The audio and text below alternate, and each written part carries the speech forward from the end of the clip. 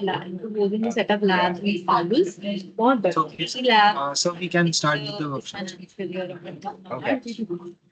इतने सारे proposal. So uh, during the last workshop, we discussed about Git and GitHub and what is the importance of version control and why we need it. So this picture illustrates some of the basic workflows that most of us do without having a version control. And it is very painful if you don't follow the best practices when you are working on a larger project. So that's the reason why version control was introduced in the first place. Uh, you all can see the screen, right? Everyone can see the screen, right? Akhilesh, can you confirm if my screen is visible? No, sir, it's a complete white. Now it's Complete white? visible. You're visible, sir. Okay, great. Okay. So we went across some uh, basics on different kinds of version controls, like what the main three types of version control were: local, centralized, and distributed, right? We understood what local was. Basically, any version control where everything is stored on the same node or same computer where the work is happening. Uh, that kind of a system is usually known as local version control. And typically in this process, what happens is the person working maintains different folders with timestamping, which indicates the versions of that particular uh, work. So we learned about some advantages, disadvantages, uh, and why the need for centralized version control was there. So basically, with local version control, uh, it wasn't easy for multiple people to view the code or the work because every you needed the physical access to that particular system or node. So that's the reason centralized version control was introduced, where all the work is stored on a server, which can be accessed remotely by different clients, and they can get a replica of the work. But this again introduced a different problem of single point of failure. So for that sake, distributed version control was introduced. In distributed version control, uh, the advantages were plenty because this was evolved based out of previous versions of the software and fixing all the issues that existed in the previous versions. Distributed version control was introduced, and Git is one of the popular uh, type of distributed version control.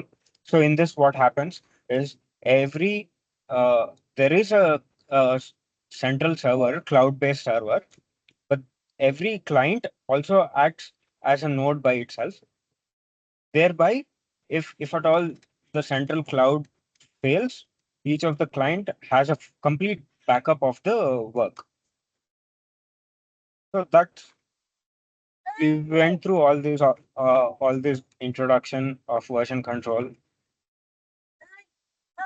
and then we also went through about the setups of how to set it up on Windows or Mac. So these are some of the links.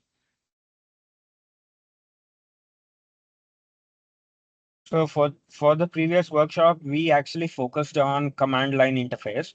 The the three prominent ways of setting up was command line, graphical user, and code editors. So for the purpose of learning, we went through the command line method of using Git. So we also learned about the story of Git, why Git was introduced and how it was introduced. And Linus Torvalds, the founder of Linux operating system, is the person who invented Git, and he is undoubtedly the one of the most prominent programmers of this era. And Git doesn't have any expansion. We saw that. and we saw why it was developed.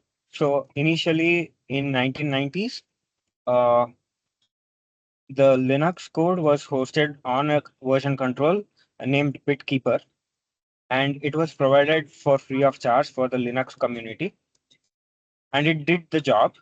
But later, due to some financial conditions, Bitkeeper terminated the free version for the Linux community, and that's when the community started working on their own in-house version, and that's how Git was born.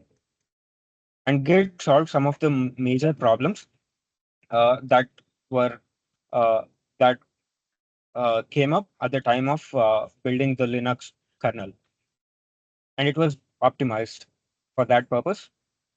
And thus, it is one of the most suitable systems for building large-scale software. So we also saw how to configure some of the global variables in Git using the most commonly used were the username, user email, and the code editor.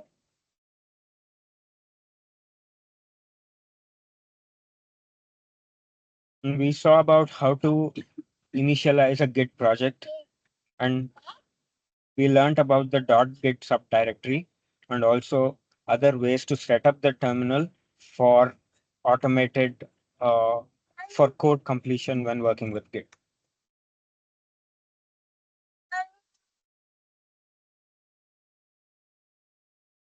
We also learned about basic workflow when we are working with Git, how to add files to Git, how to make a commit, how to pass a commit message, what are the best practices when writing a commit message, and how to work with staging files,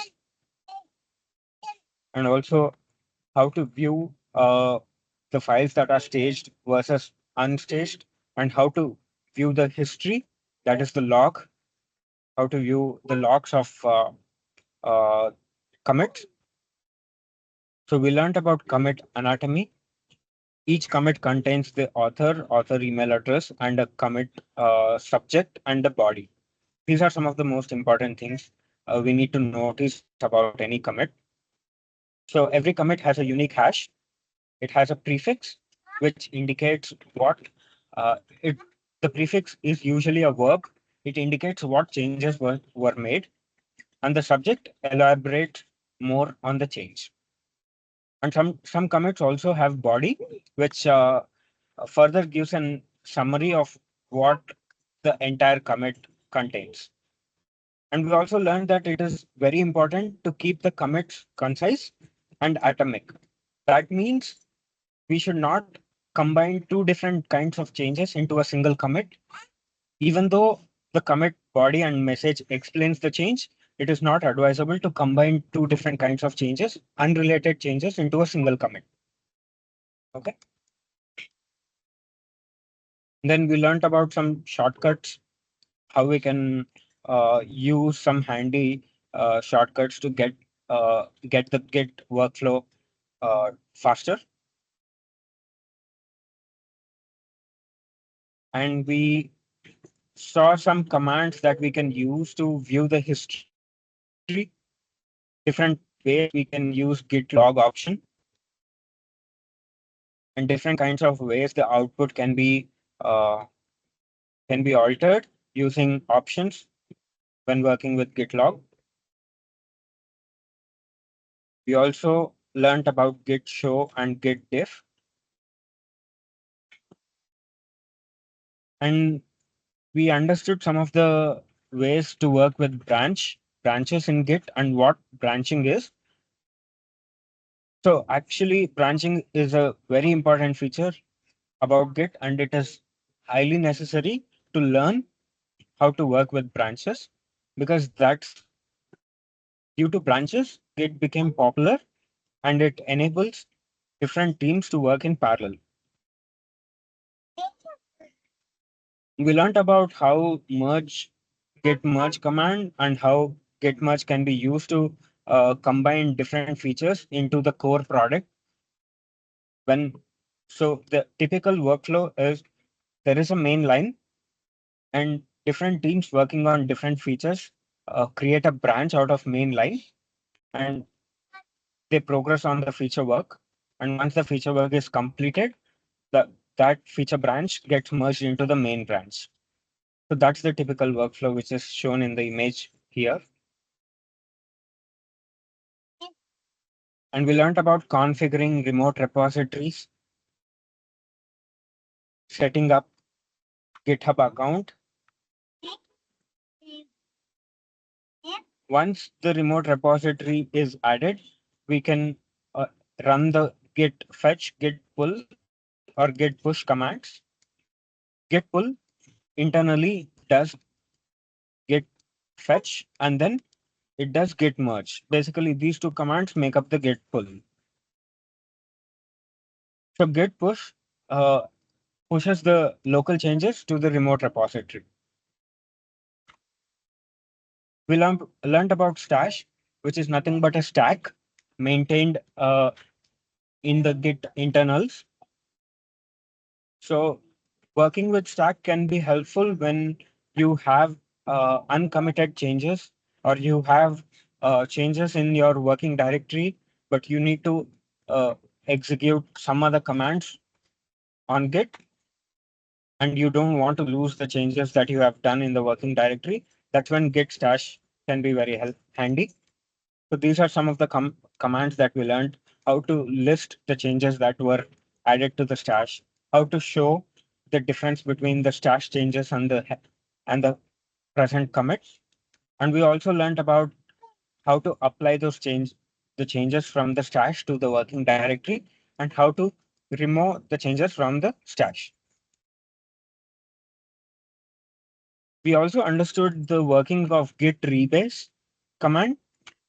It's it's a unique command which helps us to alter the commit history in any project. Once the commit is made, you can see, one can run git log and see the commit history. But if there is a uh, need to rewrite the history, then git rebase is the command that helps us do it. We learned about cherrypick. When we are working with different branches and we want to replicate the changes present in one branch on another branch, we can use the cherrypick command by passing the commit hash. Those changes will automatically add it to the present working branch. And also some of the options, such as edit, which automatically lets us edit the commit message before executing the commit, and a no commit option, which lets us add the changes without committing them. We learned about ignore files, how we can add a git ignore file to the root directory and configure the ignore file in order to not track certain files which are not required when working with the project. Such as there might be some temporary files, there might be some private keys or access keys which you do not want to push to a centralized server, because having private keys pushed to the centralized server gets everyone gets access to it, and the the resource might get compromised. So you don't want to add such changes into your Git repository. So git ignore file can be added and configured accordingly. We also learned about README files, how we can add a README file to any Git project and explain what the project is. And Git README file uses a syntax called Markdown, which is very similar to HTML in a way, with minor differences. So there is a link to the Markdown cheat sheet which explains more about different commands and why Markdown is different from HTML. And in the previous workshop, there was an activity which was given for students to at least demonstrate 8 concepts that were learned in that workshop and create their own repository using GitHub. So this was the recap of the session that we did last in the last workshop. So I'll open up for any questions or any discussions.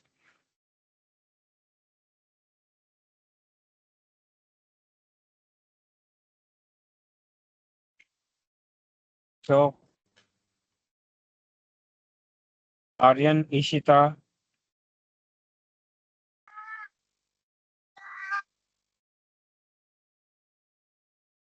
sorry guys for the background noise, but feel free to any questions, feel free to ask.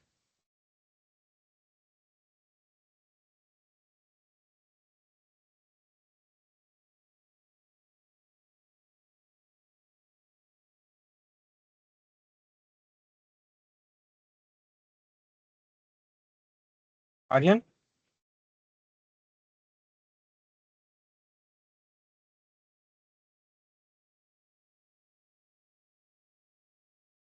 So this session is more about discussing the projects that you guys are working on, and if there are any blockers or any any particular topics that you would uh,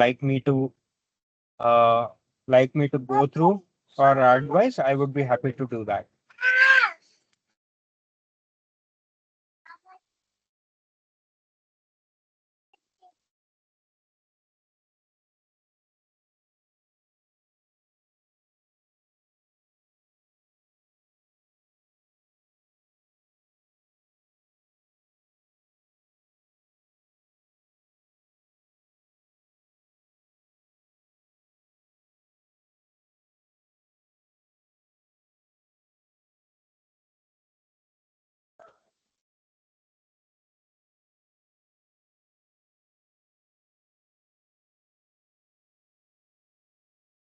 Aryan, Ishita, and can I get in from Ishita and the other student who is present in the call? Yes, sir.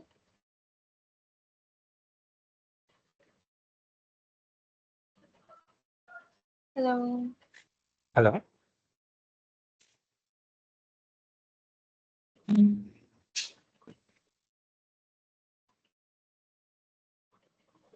Hello?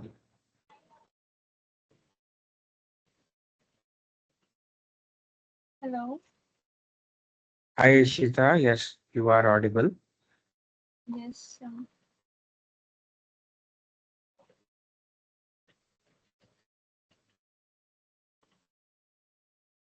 Hello?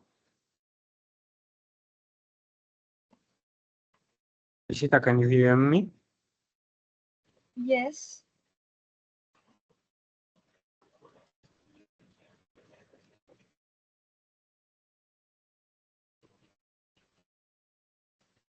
Hello.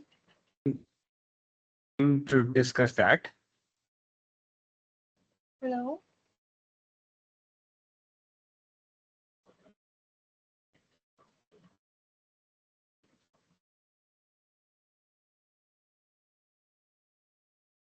Can you hear me?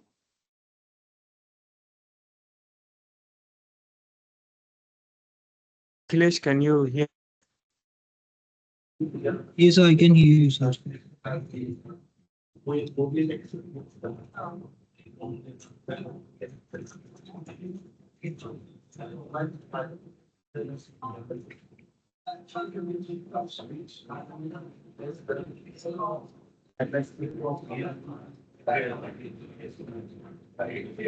So I think your network is weak.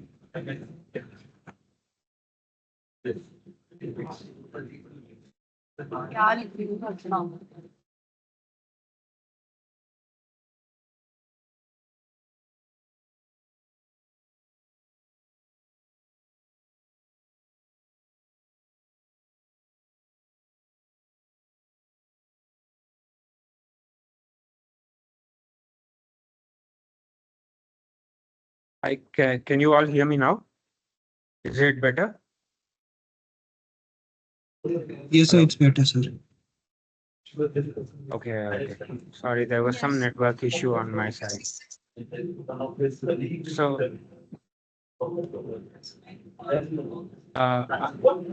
Aryan and Ishita, feel free to ask any questions related to any topics that we went through or about your project.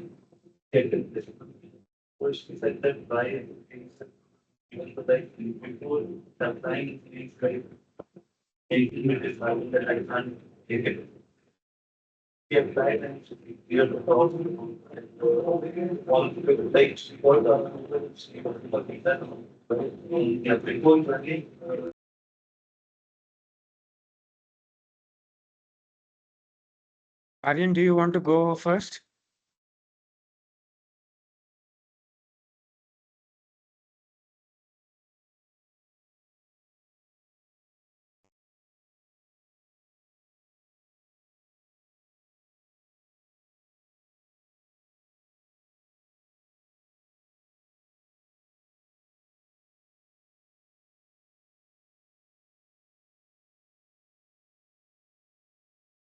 If if there are any questions, now is the time. Otherwise, I think. Hello, yeah, Ishita. Yes, sir. I think network issue. There is network issue from my side.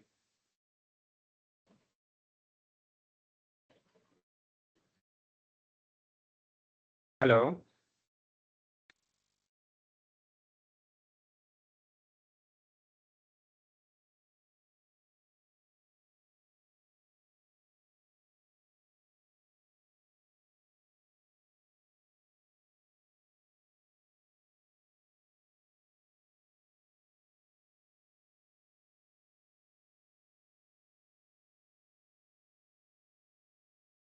Hello.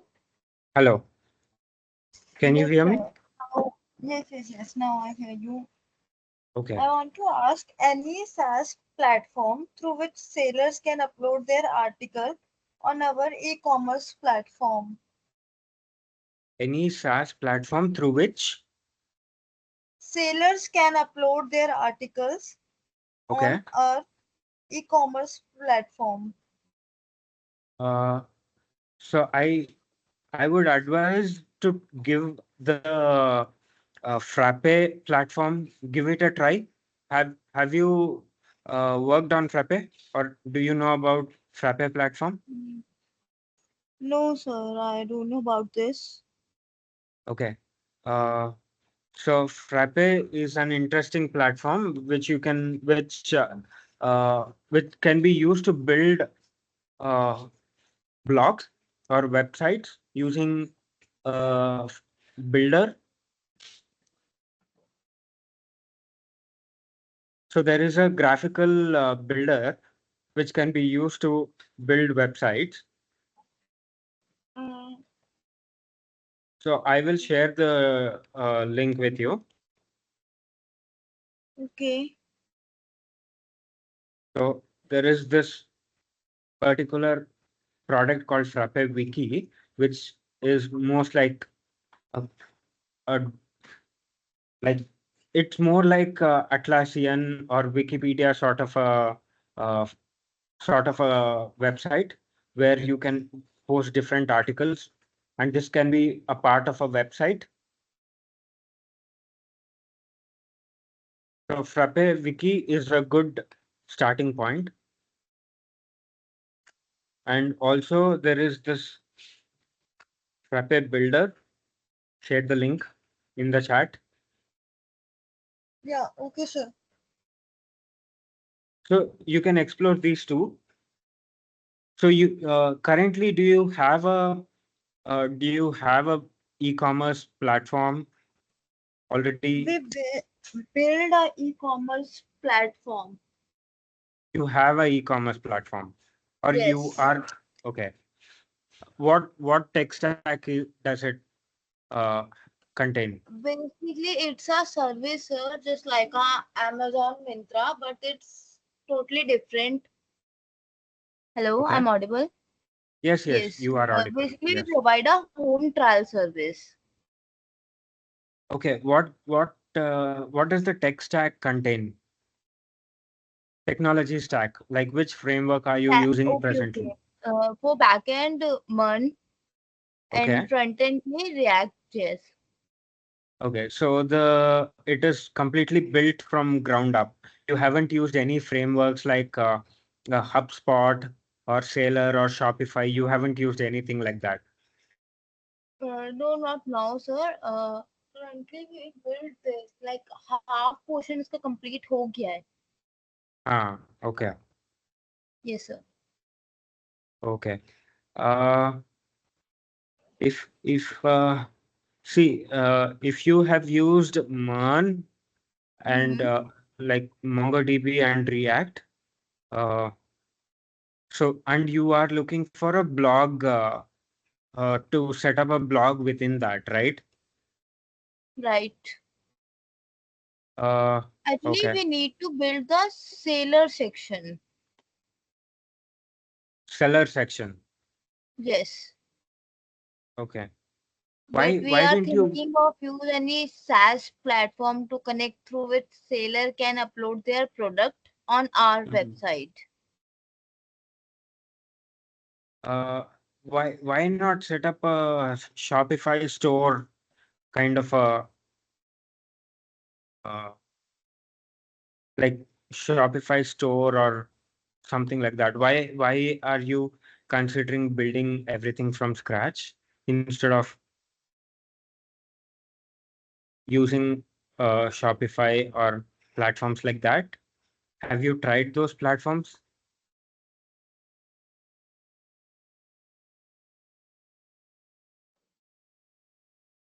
Ishita, can you hear me? Yes, sir. Yeah, but they do not match our goals. Okay, Yes, sir. okay, okay. So do explore the Frappe. You can Okay. you can use Frappe with MongoDB as well, but there Okay. is a bit of a learning curve. When you are working with Frappe, there is a little bit of a learning curve. So it's not very straightforward because it involves setting up like underlying components. So do explore this. If not, there is another framework called Strapi, STRAPI. Yeah. So I'll share the link to that as well. Okay, sir. So Strapi is nothing but a headless CMS, that is content management system. So if you are looking to host any blog post, who is going to be who are going to be the publishers of the blogs? Okay. Is your team going to write the blogs and publish them, or are you giving the platform to other users to write the blogs and publish it under their banners, like how Medium does? So what Medium does is Medium gives the editor for users to write their own blogs and create their own website, sort of a uh, website with their content, right? Do you want to set up something like that? Or you have an Okay. e-commerce site and you just want to create a blogs for your users? Do you want to do something like that? What is your goal?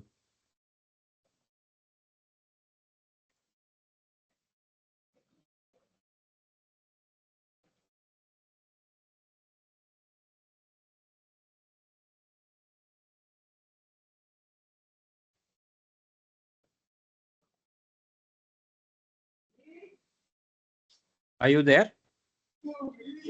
Hello. Hello? Ishita, can you hear me? Hello. Hello? Ishita, can you hear me?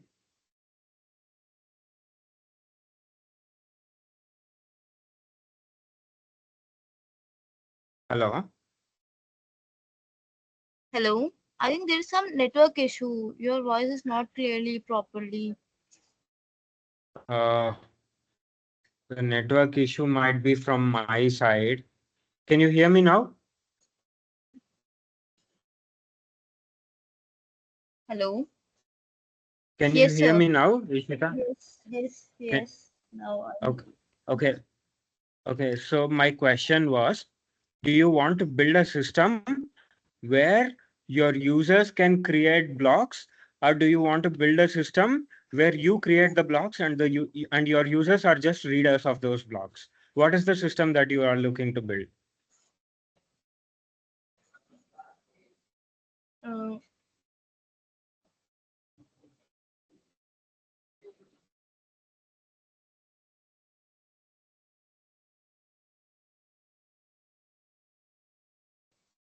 hello, I'm Hello. audible. Yes, you are audible. We are want user to shop from the platform. Okay. And the Yes. blocks? And the blocks, does the user create the blog or you create the blog? Who creates the blog? Sorry. Hello. Hello. Yes, sir. Who creates the blog? Does user create the blog? Okay. Sellers Ah, can sell through it.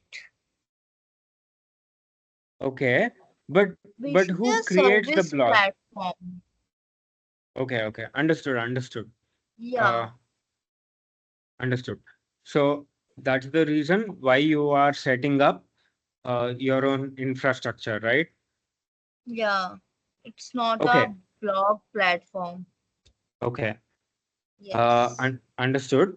Let me do one thing. Let me research on some of the platforms and get back to you because Yeah, see, sure, sir. yeah. Because right now I'm unaware of what exists in order to set up your own marketplace Mm-hmm. for infrastructure. You are looking for a marketplace infrastructure, right? So Right. I don't think there are any readily available frameworks, good frameworks, which can do that. As far as I know, I'm not aware of any. Uh, Okay. Let me look up and share that with you. Okay. Okay, sir. No problem. Uh,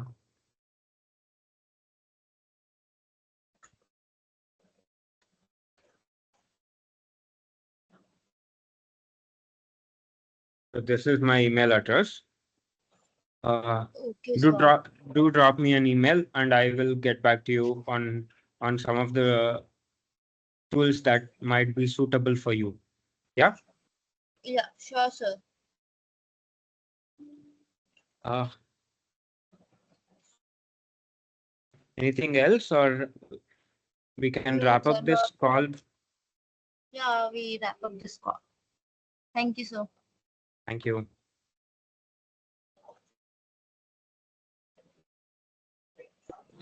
So are we closing the workshop? Yeah, Okay. yeah, Akhilesh. I think we can wrap up the call. Sure, sir. Sure. Okay. Thank you. Thank you so much, sir, for being here. Thank you, Ishita. Thank Thank you you, so much. Akhilesh. Yeah. Thank you so much. तो आदित्य ने बात बताई है